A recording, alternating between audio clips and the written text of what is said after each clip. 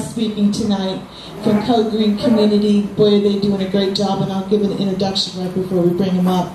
We're really pleased to have them tonight. We also will have our new calendar coming out. We'll go through that as well. But I want to just touch on very slightly that we have been very blessed in this company. We've had a lot of interest internationally. Pakistan, India, Mexico, Canada, all over the world wanting to know how to grow sustainable soils and food. Why? Because in reality, we know that we have a fragile system. We have 3 days supply of food. It used to be about 45 years ago, 3 months of food. Now we're down to 3 days. If you're in the city, you're out of luck. If you're country people like we are, you can grow your own. If you're urban people, we'll teach you how to grow. So there's not enough clean water. There's not enough good food. Most of our cancers now, they're streaming right back to not enough nutrient in our food, not enough minerals in our food. So one of our missions here at Greenwell Path is to teach as many people as we can in a short amount of time, because we're all kind of put together to do that here. And I've had the privilege to be invited to join Rotary. Terry, stand up. This is Terry Weaver. She's a wonderful person in the community, and she really gets out there and tells people. She's a great networker. If you want a networker on your side, there's Terry Weaver. Just make sure you get to know her. She's been a real good friend to me through the Rotary and through networking through the community here. And one of the things that we're going to be working is internationally, also with the Rotary Club, and teaching people in Haiti the value of food and clean water, and teaching them how to grow sustainable, build the soil up where it needs to be. So, with that said, we also have J.B. Williams going to be talking tonight right after me, which is going to be a lot of fun. I'm looking forward to that. And then we'll have Eric and Stacy come up. I'll briefly go over our classes coming up so that you can put this in your memory bank. If you don't have our information sent to you on a weekly basis about the upcoming classes, let us know. Put it up there. Do you see where, wave your hand up. Okay, you see that podium is? Just go ahead and sign your name with your email address, and we'll make sure that you get a blast out to our upcoming classes.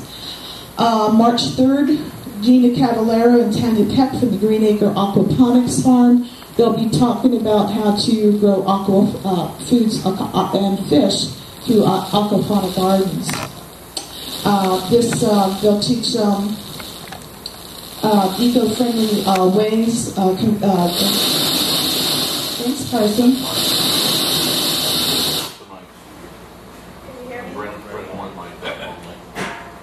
I think we should have had a dry run before we did this. How to harvest and grow your own tilapia and your own vegetables through aquaponic methods. Bill Sellers, the president of the Cattlemen's Association, Hernando chapter, and also he's part of the state chapter. He'll be here talking about the advantages of being part of the Cattlemen's Association, what's going on with the youth through the Cattlemen's Association, and upcoming agenda. And Paul Bogard, he's a farmer and entrepreneur. He's going to be talking about growing and harvesting moringa, the wonderful tree. Has anybody ever heard of that? Okay. There's a lot of benefits to moringa. They'll talk about that. Talk about highly mineralized food. This is one of the ways to do it. A very fast-growing food source and oil source. So we'll talk about that and harvesting and how to grow it. Paul Hawk, a good friend of Ray Nielsen's and Sherry Nielsen's. He's a mechanical engineer and a professional engineer with 37 years experience in electrical power. He's going to be talking about biofuels in the industry and upcoming, and what's going on currently and where we are in future trends. So that'll be an interesting class as well. Jane Maxwell, Composting Your Garden. She'll be talking about composting. That'll be at the end of the month on March 31st.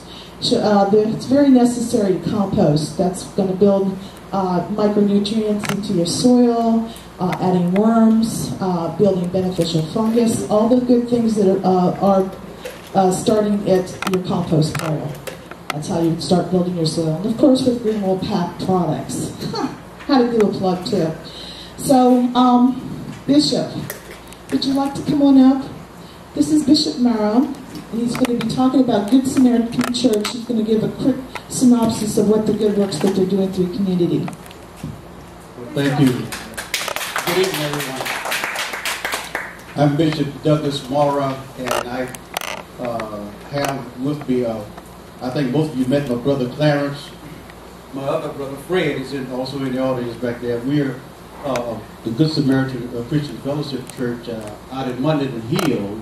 And what we are doing, we have a farm starting off the WPA road, and the farm is a hydroponic farm. And the mission of the farm is we are to grow vegetables and herbs and other things hydroponically as well as organically.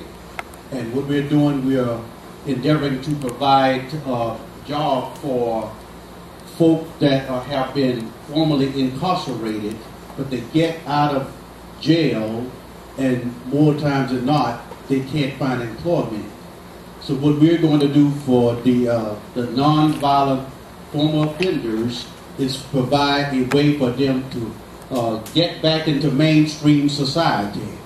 And by doing that, we'll have a job, a transition job for them, so that we'll teach them how to grow hydroponically and organically, as well as other methods in the farming area. And what our main theme is using the farm and growing off the grid as well. We're going to have water harvesting on the farm, whereby we have cisterns and capturing water out of the greenhouse, and solar panels as well, providing energy for the greenhouse operation as well, and the irrigation system. So we'll be teaching all those techniques. We've been in the process of getting information, getting contacts about 3 years now, and we have the property already identified. We're clearing the property, and we are just about ready to go. And once we get started, we'll be planting the various vegetables and herbs and, to support our community. And it's a community development program, and we are looking forward to kind of networking with Green World here, because they're doing excellent work here. That's why we're back. We met Ray some time ago there, and we're steady trying to get the farm going. But we're looking forward to doing more in our community grow locally for local consumption, thereby providing local jobs as well for those that's transitioning from lockup back into mainstream society. So we'll be having more to say about it at a later date, but we thank God for what we have heard from here, the things that we've heard in relationship to what's going to be coming up. It seems like a lot of information that's being put out right up on our nose. We're connecting with this information. There's a vast amount of information locally, and I understand that there's more things that can be done. So we want to do our part to help our community and for upward mobility in our community for our citizens. Thank you. It's a beautiful foundation you're building there, and we support you 100%. So Herman Cox, I want to address Herman. Every week he brings his wonderful lettuces that he hydroponically grows through Better Health Technologies, and we appreciate him so much for that. And I want to call J.B. Williams up. Come on up, J.B. Come on, J.B. Come on.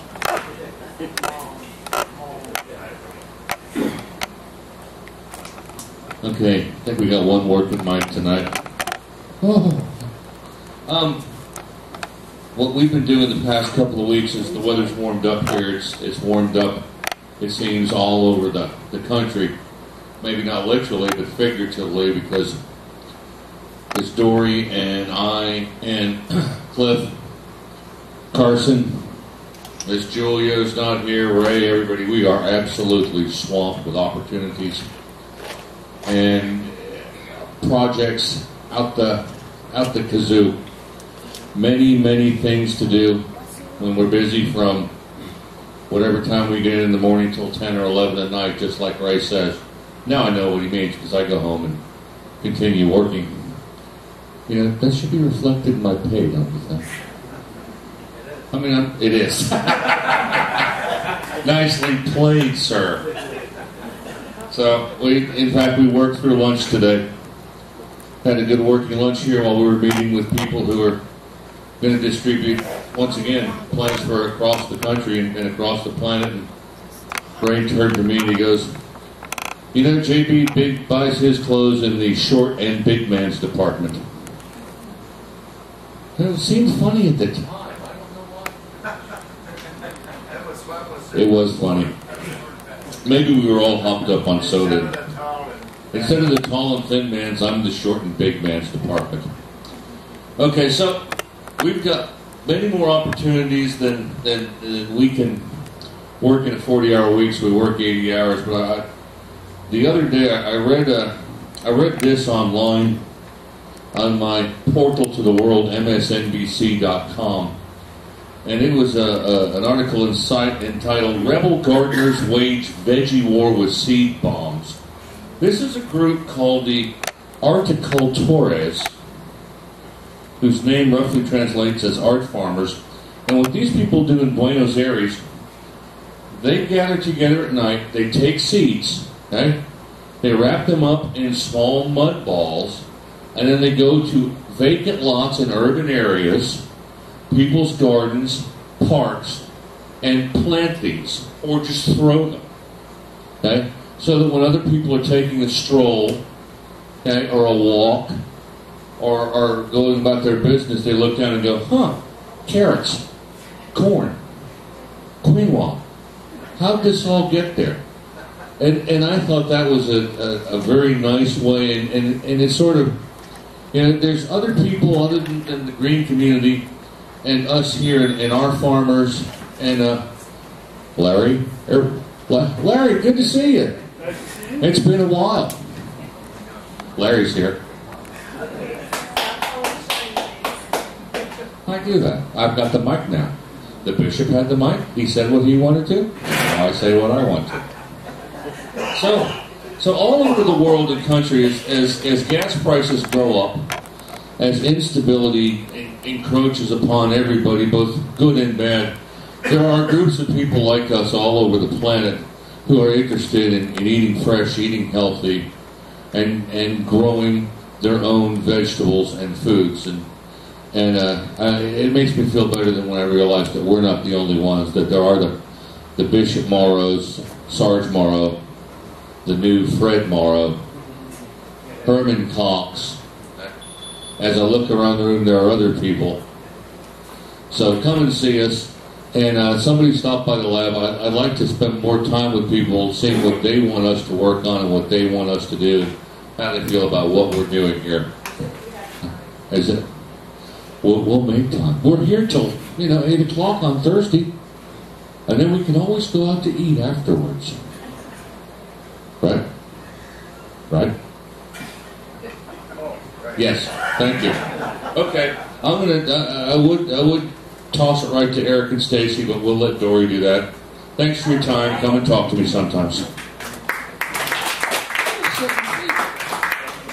I've been watching Eric Stewart and then Stacy S. For about 2 years. They're kind of out there watching this Code Green community. It was just kind of like a stumbling little thing, and all of a sudden, boom, they blossomed. And boy, did they ever.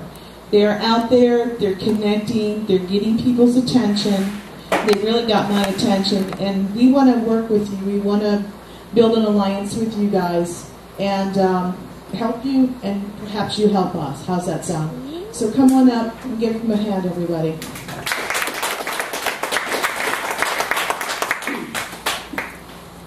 Hello. Well, I have the mic, so now I can say whatever I want to say. That's exactly right. Let me just get rid of this real quick. Like Dory said, my name is Eric Stewart. I started Code Green Community about 2008, so that's about 3 years now, and it's been slowly developing. One of the reasons that I started this, and Stacy kind of joined in the past year, is my concern with the rising oil costs, the rising food costs. All these things that are leading to something that's going on. And what we try to do is we try to inspire and promote and create resilient, sustainable communities. And really that comes through networking. Networking, finding people that are interested in what we're interested in, and connecting and collaborating with them on projects. And we'll go more about what we've been doing over the past 2 years.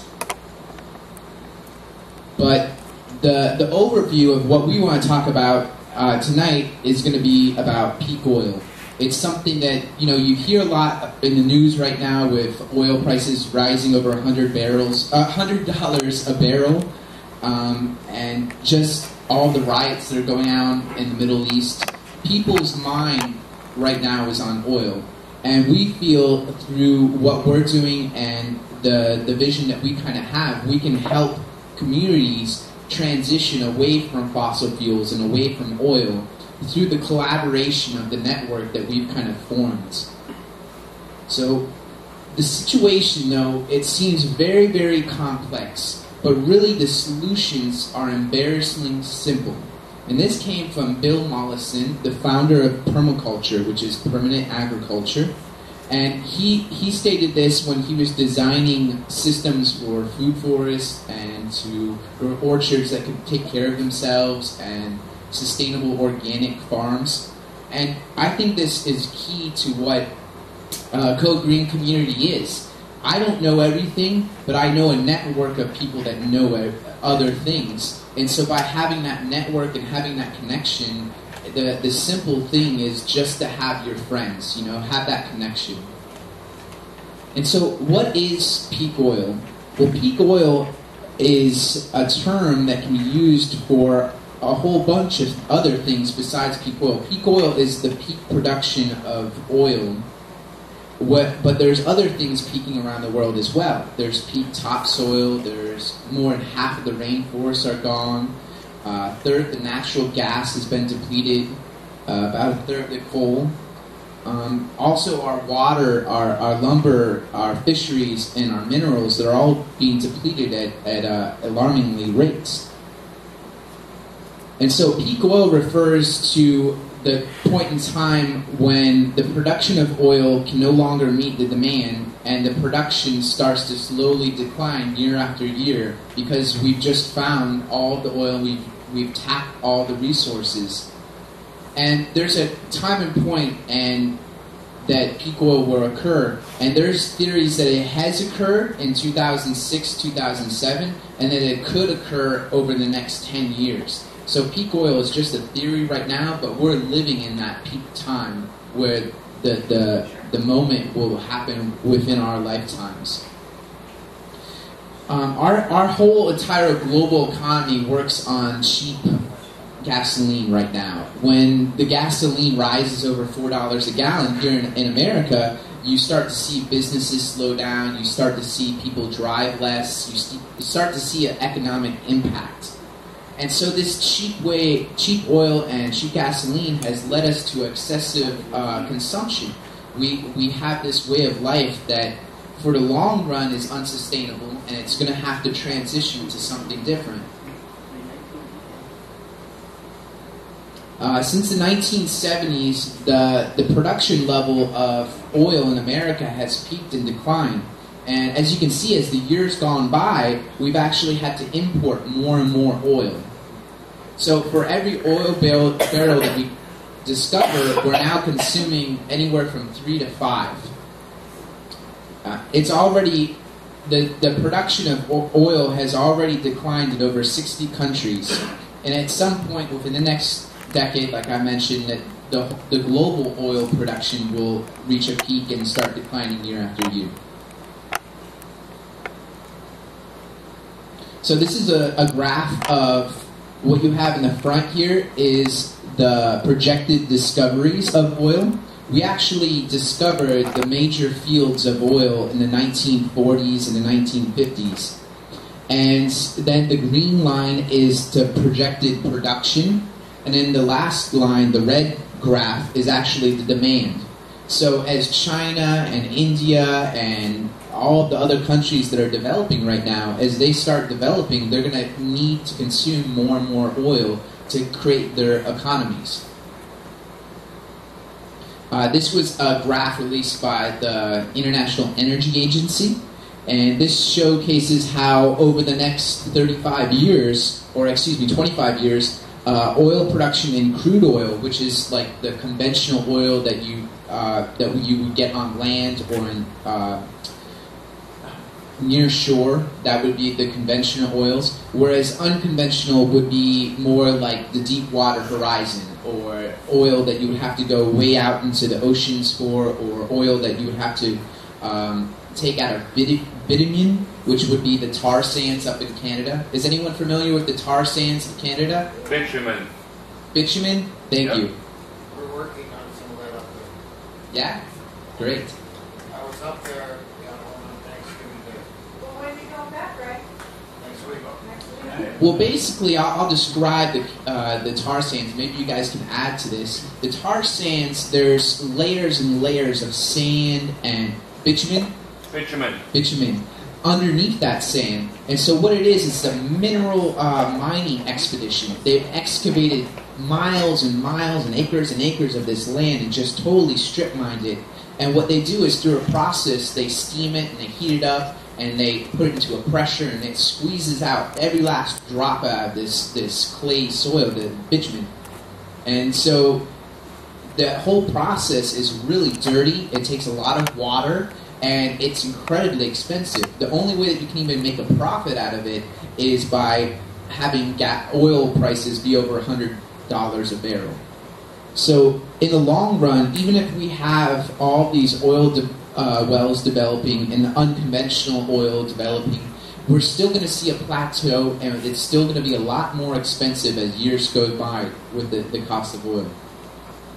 This is another one that was released a few years ago. As you can see, the drop-off from the existing oil wells to 30 years out or 20 years out, it's a huge drop-off. We may be seeing anywhere from 5 to 7% year after year decline. Just to get a relevant point, I wasn't born back then, but in the 1970s, there was an oil crisis that occurred. And the oil crisis, there was only, I think, about a 5% drop in oil production worldwide. And that caused significant damage to the American economy. So one thing that I like to talk about when it comes to energy is thermodynamics. When you understand what oil is, it's really condensed ancient sunlight. So sunlight shined on an ancient forest 500 million years ago, and it compacted and through a natural process got put into earth, and slowly over time it became into oil. But what is happening is all the carbon molecules that the trees forms through photosynthesis has condensed extremely a lot. And so this oil is really energy rich. And to get the equivalent, you'd have to have over 91 million solar panels to get the equivalent amount of energy as 1 cubic mile of oil. Or you would need 4 Three Gorges dams. The Three Gorge Dam is a dam in China that they built. It's one of the largest dams in history. Or you would need 104 coal-fired plants, or over 32,000 windmills. So when we're thinking about oil, it's a really valuable commodity because it's so energy rich. And so if we're ever going to transition to something different, it's better to start now than waiting until later on, because you're going to have to build a lot of new things to get away from the system that we've developed. And so that comes to what could happen. What are the future energy scenarios?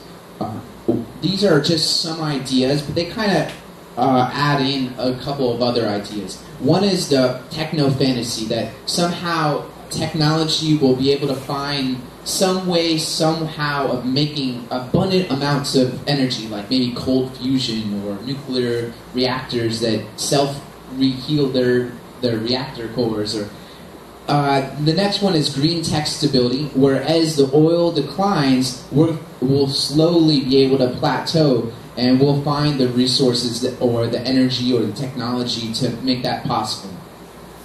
And the one that I like to think of is that my personal push for in Code Green community is the creative descent.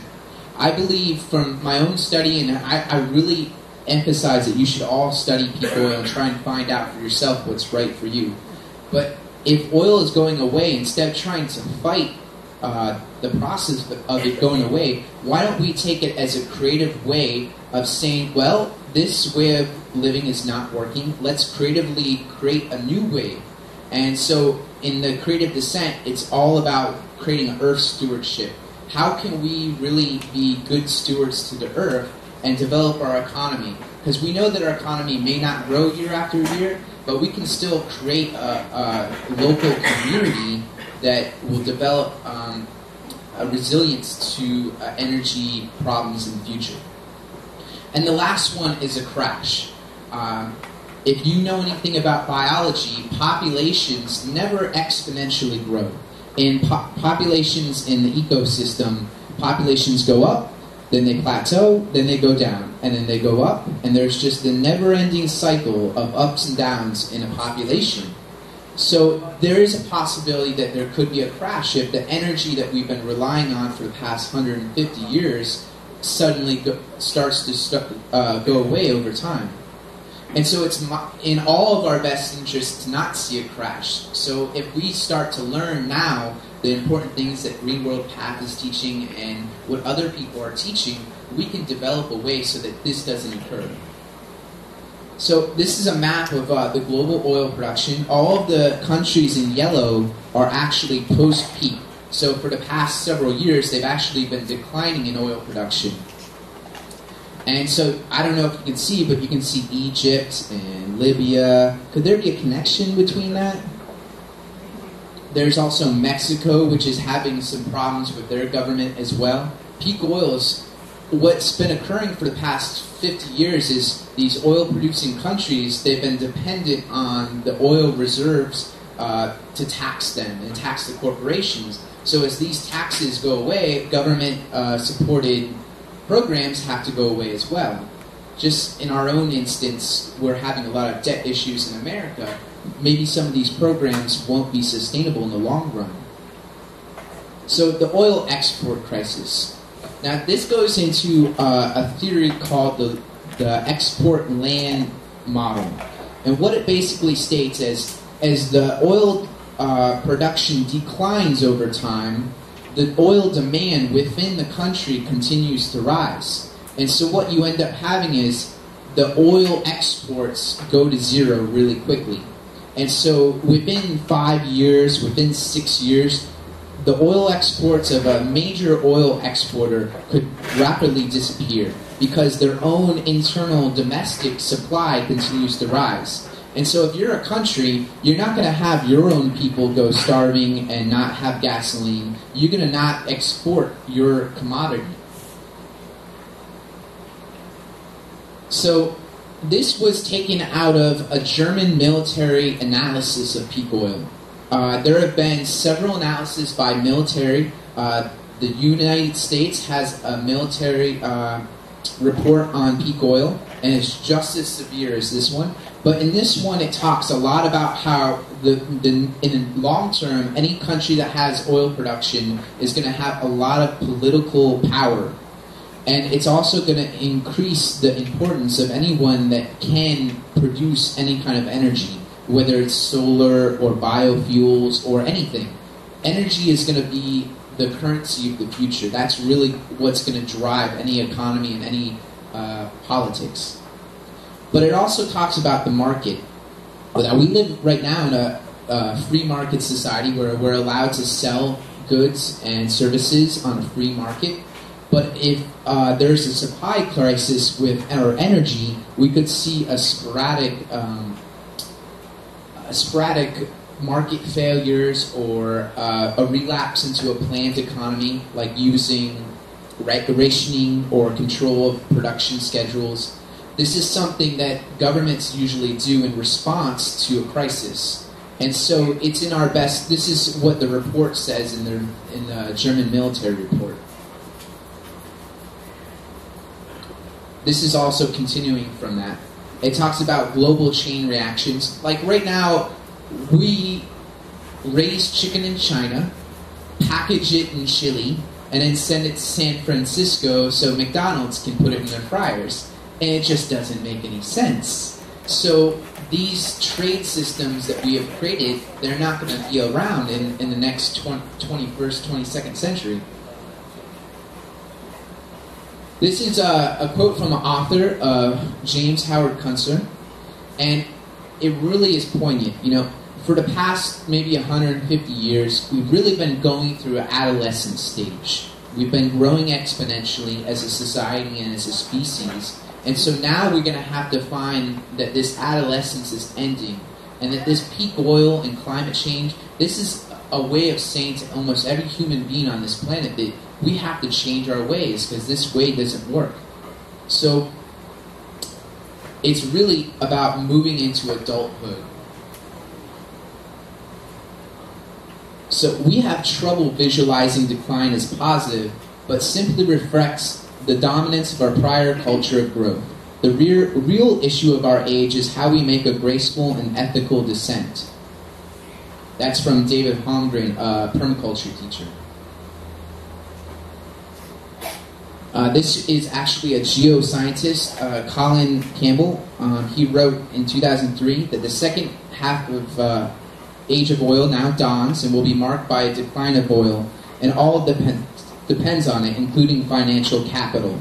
It heralds the collapse of present financial systems and related political structures. I am speaking of a second Great Depression. Now, I don't want to say that this is where we're headed because it's up to us. It's up to all of us to decide where our economy heads.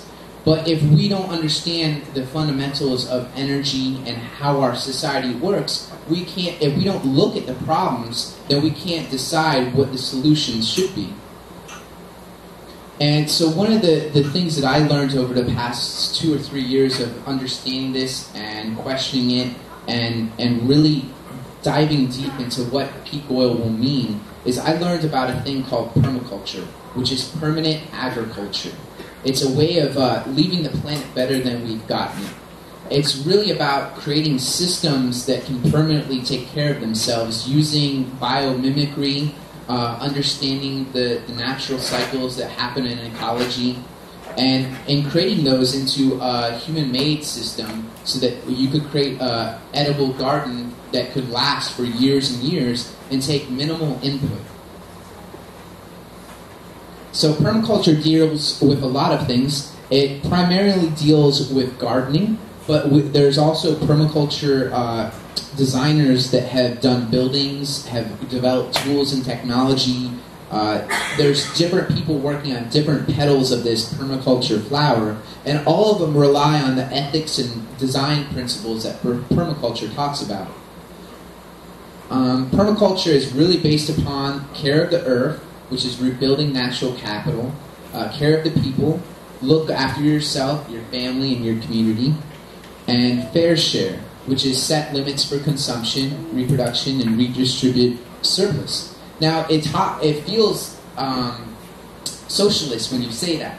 It feels a lot, but it's not. It's thinking in terms of biology. If you have planted an orange tree or you planted a grapefruit tree, you don't get enough grapefruit for yourself. You get enough grapefruit for you and the entire forest that's around you.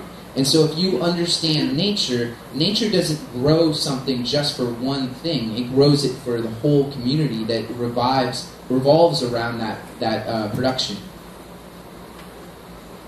So a permaculture garden might have aquaponics systems set into it. It might have a food forest where you grow multiple levels of food from shrubs to trees that produce fruit. It also would incorporate moringas and other plants that are perennial.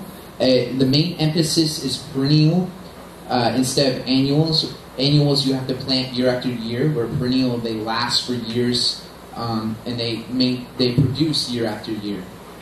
And so basically it's about thinking about the thermodynamics of gardening and producing food and trying to do it in a more thermodynamically efficient way.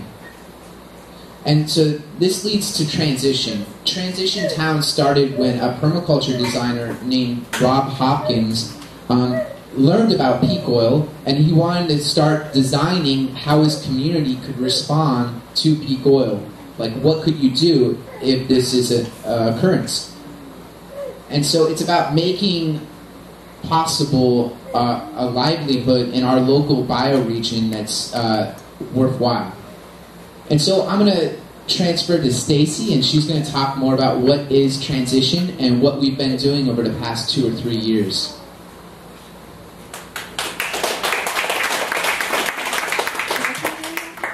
So what time do we have? Keep on. When did you do that? Here's presents at 7 o'clock in the morning. Or go after if you need.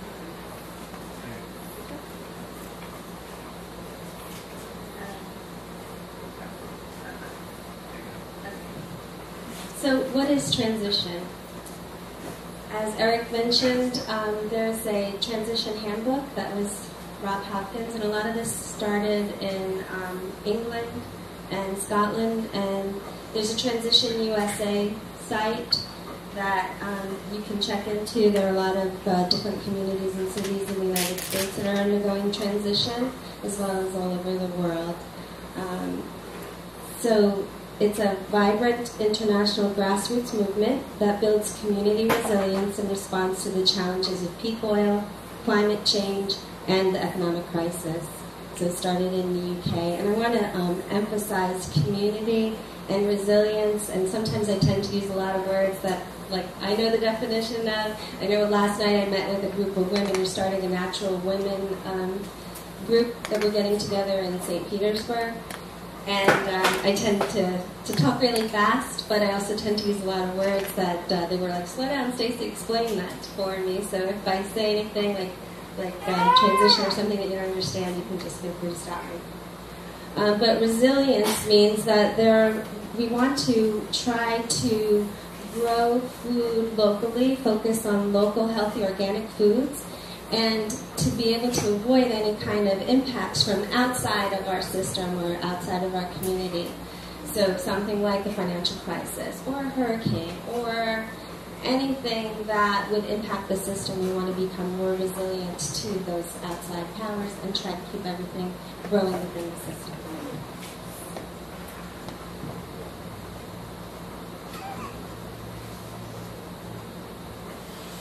So this is a quote by Rob Hopkins.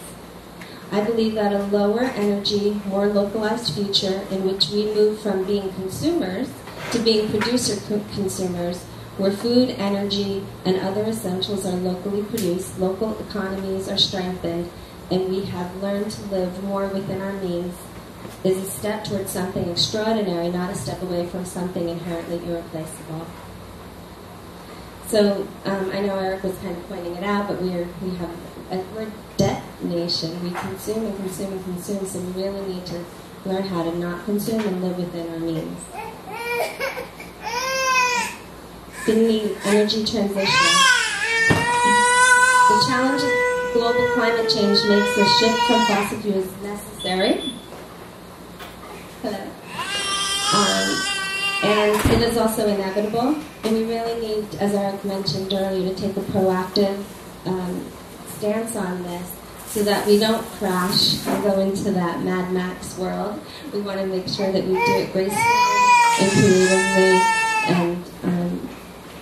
and make a positive transition, because we know what the culture that we're living in now is pretty much unsustainable. Okay.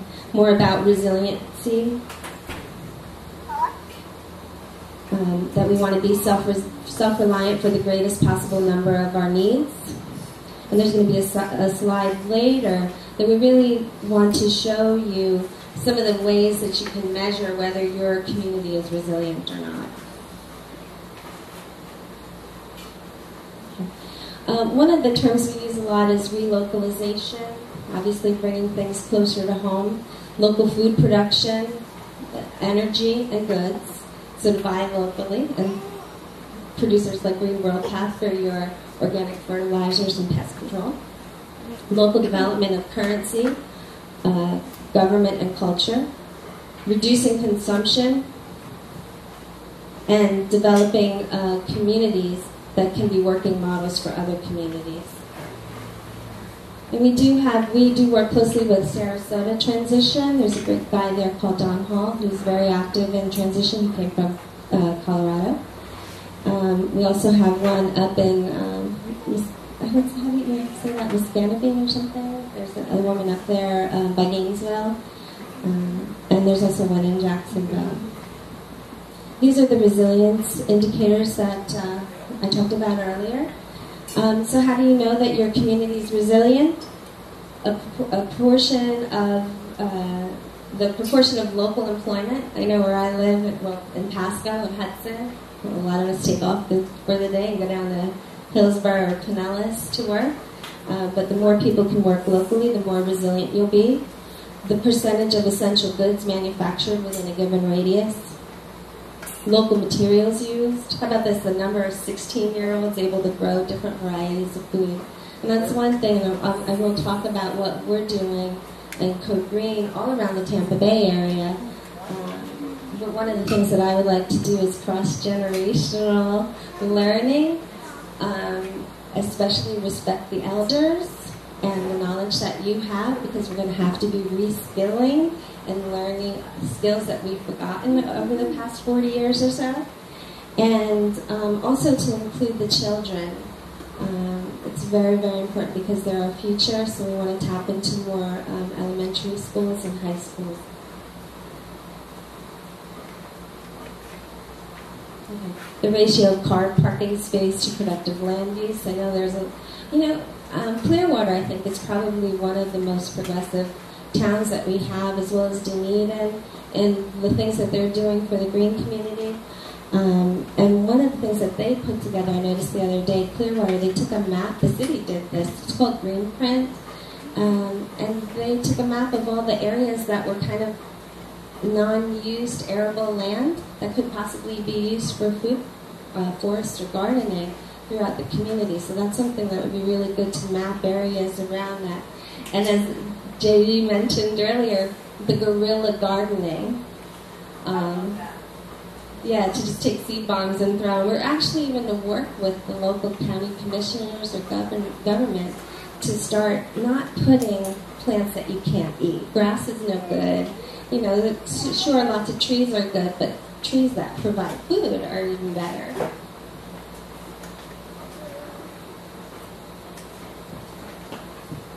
So, again, some more transition recognitions that life with less energy is inevitable. So it's better to plan for it than to be taken by surprise. We want to become more resilient to any kind of outside shocks. We have to act for ourselves, because if we think we're going to rely on anybody else to do this for us, it's just not going to happen. We can't rely on the government.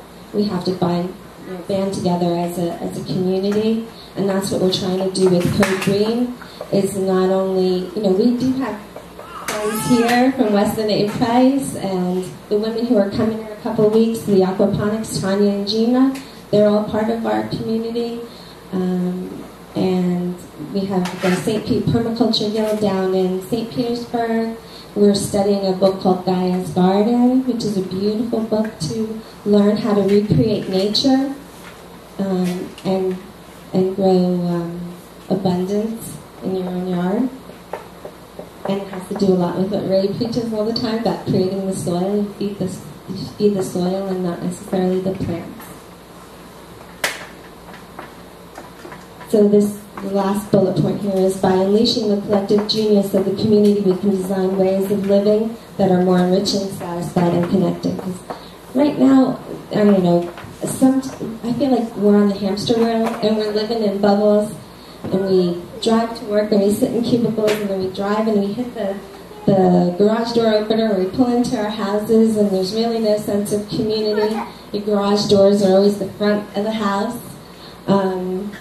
And so is that really the type of world that we want to live in? Do we want to send our children to daycare in the morning every day and then go work a few jobs, and then when our parents get older put them in a nursing home? Yeah, it's really sad. It's not the type of world that we want to live in. So this is our opportunity to rethink that. And some of the core principles of transition are visioning. So we want to envision the type of world that we really want. We want to include everybody, like I said, cross generations, everyone. Right now, I know Eric started this Code Green 3 years ago, but we're pretty much still in the awareness raising stage. It takes a lot of time and effort to get people not only to notice, but then to try to get people to act in a community and volunteer when everybody's still caught on the hamster wheel. It's kind of a tough thing. We talked about resilience. We talked a little bit about reskilling. Definitely a local focus. I don't want my food coming 1,500 miles away all the time, and at some point it's not going to be possible even.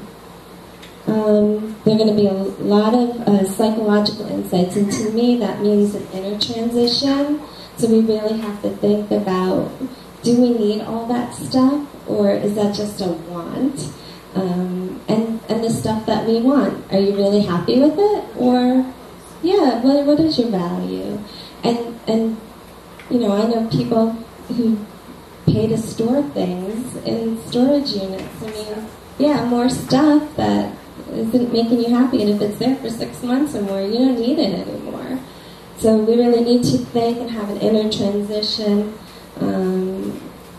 You know, I have friends who, you know, still with the pesticides and the fertilizers and things like that, or they have to have the best coffee pot or the best car or the best whatever, go on the nicest vacations. But they have to work really hard for that and live in their little bubble on the hamster wheel.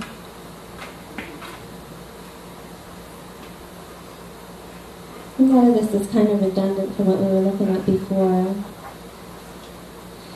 But one of the things that we're looking to do in Code Green Community is to develop an energy descent plan, and there are specific rules for that, and there are plans already out there. I'm sorry? The book behind you? Do you want to say Sure. Well, this is actually a book from Transition Topmans, the first transition town. And what they do is they kind of lay out, like, over the next 30 years, what they can do as a community. And, oops, you can drop the notes.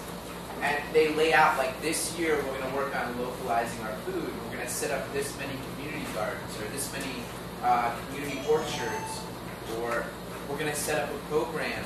And they kind of layer it out as a descent action plan that they can work on, and they can give tasks to different people to work on what's best for them. Okay, so the first thing we would do is assess the present situation so that you have a benchmark to which to judge anything that you accomplish. Formulate a vision. And one of the things that we do, and I'm still trying to get used to this too, because I'm from corporate America, and you know, you have people who lead and people who follow.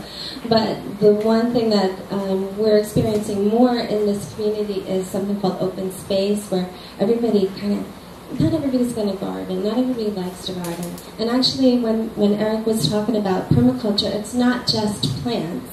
I mean, there's financial permaculture. There are a whole bunch of different things in permaculture that you can work towards. So if that's your interest, then you can be the specialist in that area and drive that and have other people work with you in that. So it's not a linear thinking or leadership.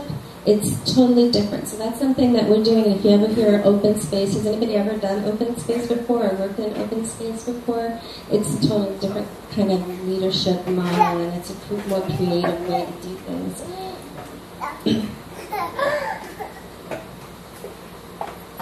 So the bottom area, it's a little difficult to see, the orange, is local communities are encouraged to form a vision for their community and to develop a detailed plan of action that will enable them to move in a direction of this vision and then to develop practical projects to implement this plan.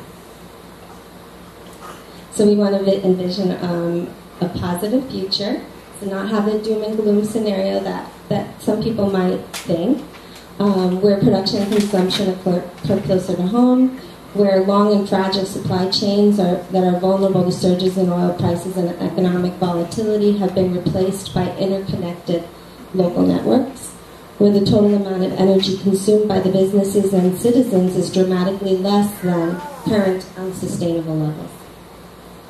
So what can you do? We're going to talk about that inner transition. You want to shift in your consciousness. Take some steps now, practice permaculture, and some of the things you can do are raise awareness. And there are some more slides here, but I do want to show we are trying to do that through movies. We do a lot of movies. I know Eric's been doing them at the Newport Richey Library. Share resources, embrace community, because you know what, to do it by yourself isn't fun, but you can get a whole lot more done if you have other people helping you. And prepare by reskilling, plan for restricted access to food, water, energy. Think smaller is better. You don't always have to grow. I think that's part of our culture right now too, is we always have to be bigger, we always have to get more, we always have to be smarter and better than everybody else. But again, I don't know that that's really a cause for happiness.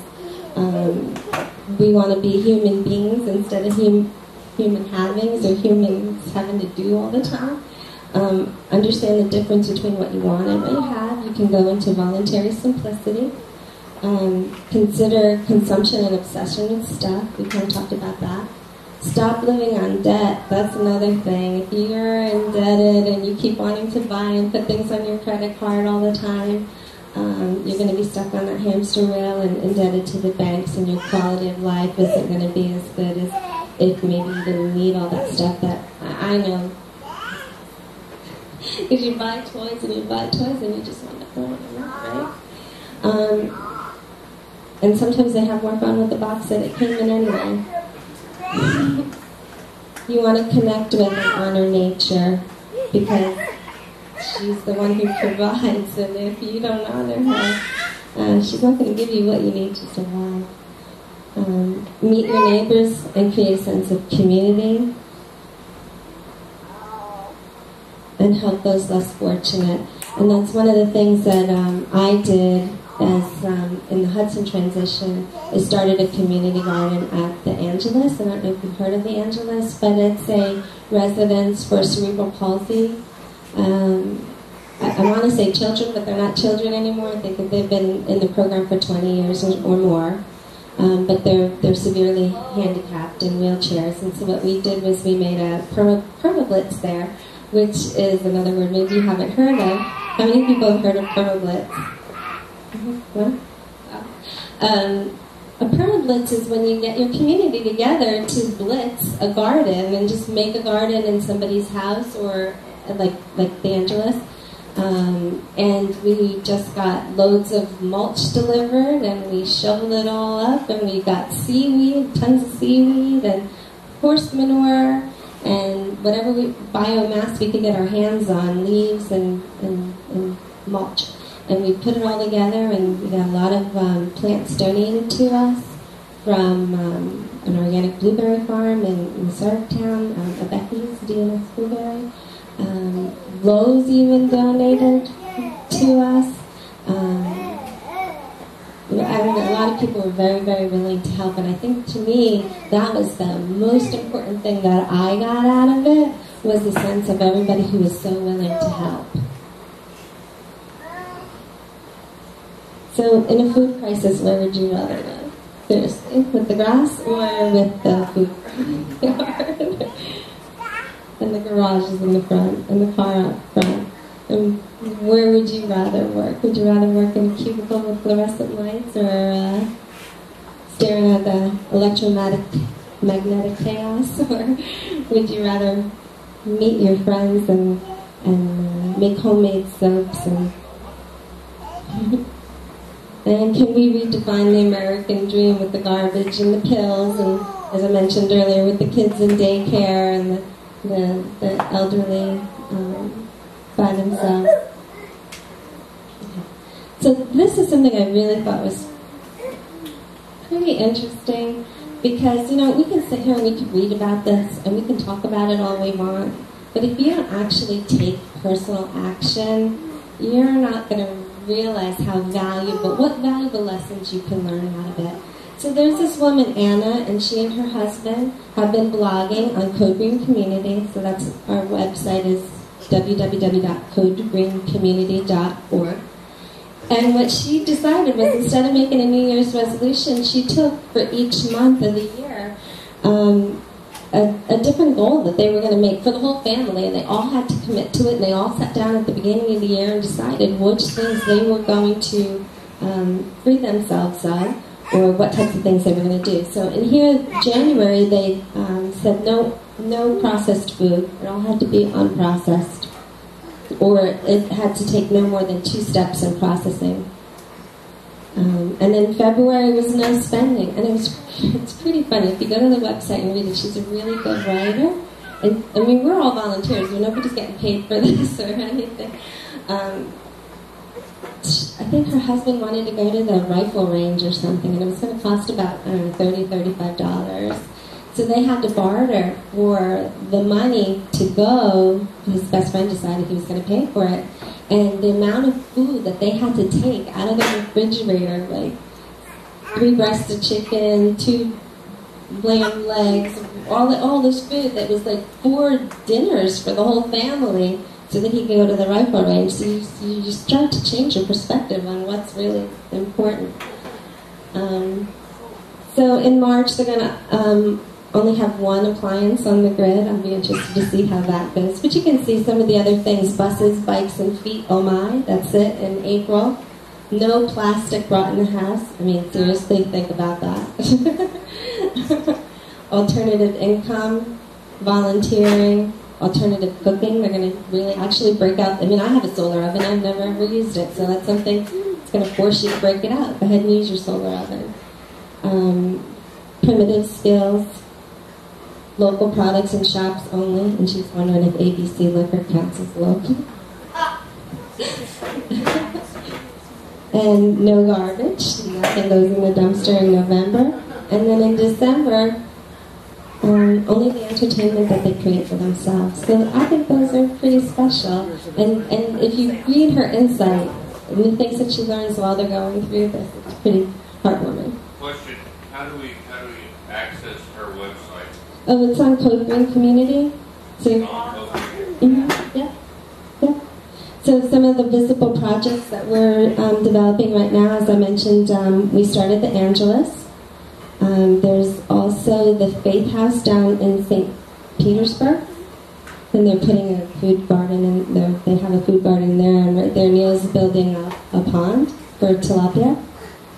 Did you want to say something? I just want to say that not all of these are our projects. There are other groups, but with our community, you can connect with them and help them at their projects throughout the Tampa Bay area. Mm-hmm. And then the Roosevelt is in Ybor City, and they're making that an example, and they're going to have learning, education, and things like that at the Roosevelt. This is something that actually just finished last night. We tried to do a bioregional showing of the film Home by Jan Arthus Bertrand. So Eric showed it at the Newport Ritchie Library. We had the Clearwater UU Church. I showed it at the Hudson Library. We had so many different organizations that wanted. The City of Dunedin cooperated with us, St. Petersburg College, West Pasco Habitat for Humanity, and a whole bunch of organizations, because we wanted to try to coordinate a group effort, a regional effort. And it worked really well. Also, we put together a map. We're trying to start resource mapping. So one of the things is, where are the local farmers markets? And we're going to continue to try to map local resources. And we want to foster community sharing of food and skills and resources for food security. So here we talk again, we got about the permablitzes, community gardens, food forests, and then the guerrilla gardening tactics. Raising awareness. We want to have booths at different green events. Actually, Eric, he has a blog talk radio that he does every Wednesday evening at 7 p.m. with a different type of topic. We have lots of friends in the community that are beekeepers, and they have kefir classes. Does anybody know what kefir is? Kefir? Like, it's a natural soda that's made of living organisms that have like more than 40 strains of probiotics. And Dakota actually came with me to a kefir making class, and now he likes to drink that. I'm not going to say it's going to totally take over soda, but at least it's healthier for him, and he does like it. Some other things that we're working on are bartering groups. And we also actually just started a public policy, political action group on Code Green, so that we can, Sarasota just passed a law that allowed them to have chickens in the urban area because they weren't able to do that. So what we want to do is make Code Green a resource where any kind of legislation that gets passed, we can kind of document that so that if somebody else has to pass it, it's all in one spot. Yeah.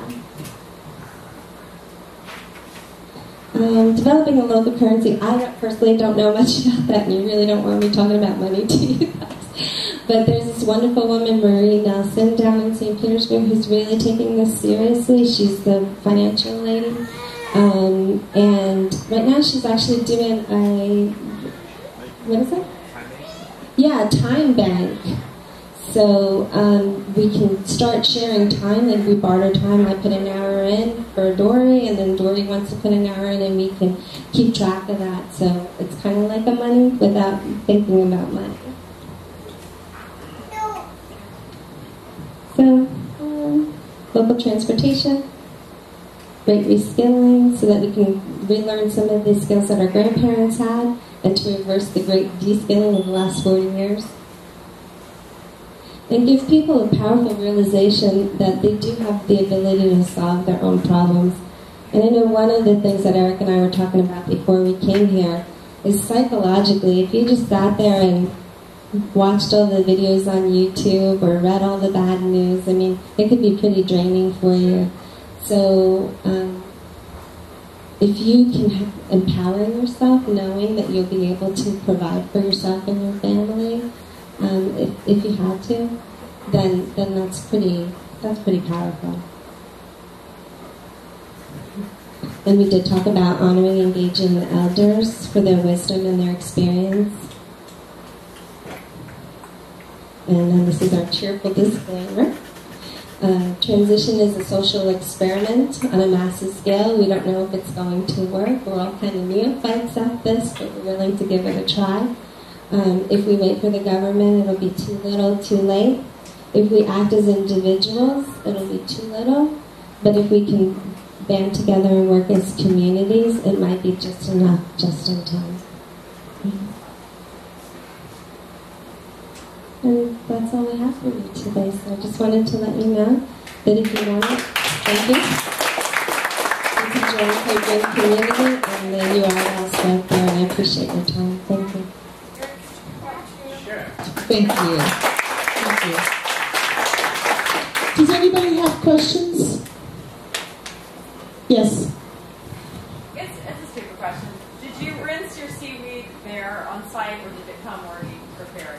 Actually, we didn't rinse it at all. We just put it right there. Yeah. Mm-hmm. It's a good question. Well, it's hard to get, and it takes a lot of fuel to go and get it. So when you're home, then we worry about how much water you're using to rinse it, etc. Yeah, and that's one thing that's a good thing, because, again, remember how I said if read it in a book, that's one thing, but when you actually do it, that's another thing. I mean, I thought seaweed, okay, so I'm going to put like this much seaweed and just scatter it around, and then he just piles it up this high. And I thought, you put that much? Seriously? Yeah. You do, you put a lot. And then, Yeah, manure, seaweed. yeah, tons of it.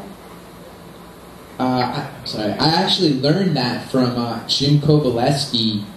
He's a market gardener in Newport Richey.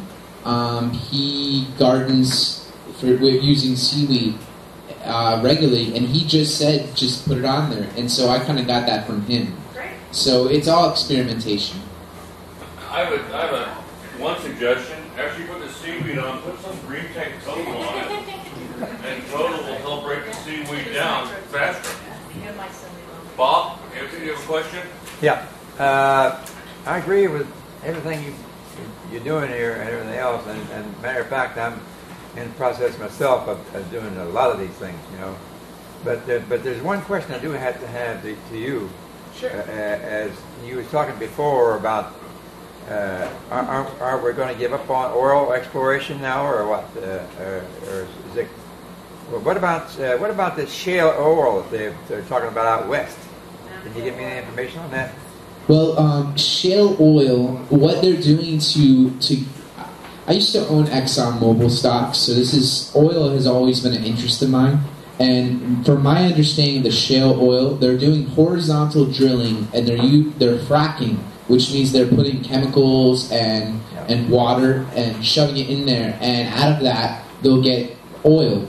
And right now in America, we have a lot of energy resources. I mean, we're a Saudi Arabia of natural gas. That's what I understand. I mean, there's more shale oil out there, they claim, than there are in Saudi Arabia. So. Well, the problem with the shale oil is you have to drill literally thousands and thousands of wells. You can't just put one well and get all that oil. You have to constantly, I didn't really go over it in my slide, I have more in depth about this. The energy invested versus the energy returned is not very efficient. So you can invest all the money, all the energy into the shale, but as soon as you do, you're going to have to reuse that energy to build new wells and new pipes to tap the other resources. So it's not a very economical way to get oil compared to the Saudi Arabia, where you could put a straw in the sand and out pops oil. So like the idea of Beverly Hillbillies, when he went out rabbit shooting and he shot the well and it just started gushing. Well, that's how it used to be in America. Yeah, but the thing is, the need, the necessity for having it, you can throw economics out the window if you have to have it, you know. I mean, whatever it takes to get it, you know, we'll have to adapt to that. Oh, we can get it. Like, we have the energy. 2/3, it's not really half of the oil is gone. It's really closer to 2/3 of the oil is gone. But 1/3, we don't have the technology to get. It's really deep in the ocean, or it's in inhospitable areas, or we just don't have the technology to get it. But the other third, or roughly half that we can get, it's expensive to get to. The tar sands are not cheap. The shale oil is not cheap. Yeah. Bitumen. Bitumen is a bitch to get to. Well, I agree with all you've done up here, and I'm in the process of doing things like it, like aquaculture. You know, I'm going to start growing tilapia, and I'm going to raise beds and stuff like that.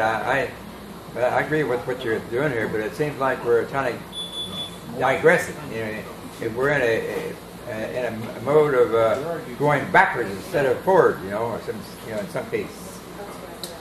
Yeah. Well, thank you very much. Is it one last question? Yeah, I just have a quick question.